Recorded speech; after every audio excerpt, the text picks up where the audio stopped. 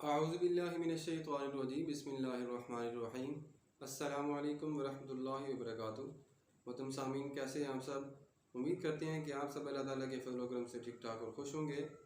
जैसा कि हमने आपको बताया था कि इंशाअल्लाह ये माह ज़ुल्हज है, तो इस महीने में हम कुर्बानी के हवाले से, माह ज़ुल्हज की फ़जीलत के हवाले से, इस महीने की फ़जीलत क्या है, बरक़ात क्या हैं और इस महीने में कौन कौन से वाक़यात हुए हैं, ये सब हम तफ़सीलन बयान करेंगे।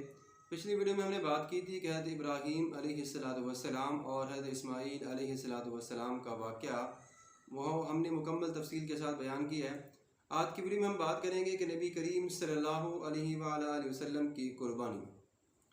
हज़रत नबी करीम सल्लल्लाहु अलैहि वसल्लम ने कुर्बानी के दिन 2 मेंढे मंगवाए और उनका मुँह जो है, वो रुख जो है, वो किबला की तरफ किया और ये पढ़ा, इन्नी वज्जहतु वजहिया लिल्लज़ी फ़तरस्समावाति वल अर्द हनीफ़न वमा अना मिनल मुशरिकीन इन्न सलाती व नुस्की व महयाया व ममाती लिल्लाहि रब्बिल आलमीन ला शरीका लहु व बिज़ालिका उमिरतु व अना अव्वलुल मुस्लिमीन अल्लाहुम्मा मिनका व लका अन मुहम्मदिन व उम्मतिही। फिर आपने पढ़ा बिस्मिल्लाहि अल्लाहु अकबर और ये सारा कुछ पढ़कर आपने ज़बह किया। और एक रिवायत में यह भी आता है कि आप सल्लल्लाहु अलैहि वसल्लम ने ये इरशाद फरमाया, अल्लाहुम्मा हाज़ा अन्नी व अम्मन लम यदिह मिन उम्मती, अल्लाह ये मेरी तरफ से है और ये मेरी उम्मत की तरफ से है जिसने कुर्बानी नहीं की। मिशकात शरीफ। इस हदीस से साबित हुआ कि सुन्नत यह है कि कुर्बानी इंसान अपने हाथ से करे। अगर इंसान अपने हाथ से कर नहीं सकता तो फिर मजबूरी है और वो किसी कसाई को हायर कर सकता है, वो किसी कसाई से जो है वो अपनी कुर्बानी को ज़बह करवा सकता है। लेकिन सुन्नत तरीका यह है कि आप इंसान जो भी कुर्बानी करे वो अपने हाथ से करे। अगर वो ख़ुद अच्छी तरह ज़बह करना उसको ना आता हो तो फिर वो किसी जानने वाले से भी ज़बह करा सकता है। और ज़बह के बाद पढ़े अल्लाहुम्मा तक़ब्बल मिन्नी, अल्लाह मुझसे या फ़ुलां की तरफ से ये कबूल फरमा। हज़रत अबू हुरैरा रज़ियल्लाहु तआला अन्हु से रिवायत है कि नबी करीम सल्लल्लाहु अलैहि वसल्लम ने इरशाद फरमाया, जो इंसान वुसअत पाए यानी साहिब निसाब हो और कुर्बानी ना करे वो हमारी ईदगाह में भी ना आए। तो इस हदीस से मालूम हुआ कि जो इंसान साहिब इस्तिताअत हो, उस इंसान के पास माल दौलत भी हो, फिर भी वो कुर्बानी ना करे तो उस इंसान के लिए बड़ी सख्त वईद है।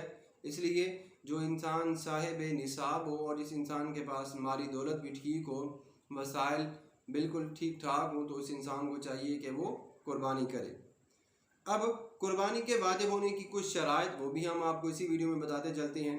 नंबर 1, मुसलमान हो, तो इससे मालूम हुआ कि गैर मुस्लिम कुर्बानी नहीं कर सकते और अगर वो करेंगे तो वो मुसलमानों की तरफ से कुर्बानी नहीं शुमार की जाएगी। ठीक है। इसी तरह मुकीम हो, मुसाफिर पर भी कुर्बानी नहीं हो सकती। मतलब एक जगह पे रहने वाला बंदा हो, अगर वो किसी सफ़र में चला गया तो वहाँ पे वो कुर्बानी नहीं कर सकता। जैसे आप ये देखें कि अगर आप नमाज में सफ़र की हालत में होते हैं तो आप पर नमाज जो है वो कसर है, जैसा कि अल्लाह तबारक व तआला ने कुरान मजीद में इरशाद फरमाया, आऊज़ु बिल्लाहि मिनश शैतानिर रजीम बिस्मिल्लाहिर्रहमानिर रहीम व इज़ा दरबतुम फिल अर्दि फलैसा अलैकुम जुनाहुन अन तक़सूरु मिनस सलाह। और जब तुम सफ़र में हो तो तुम्हारे ऊपर कोई गुनाह नहीं है कि तुम नमाज कसर इख्तियार करो या नमाज कसर पढ़ो।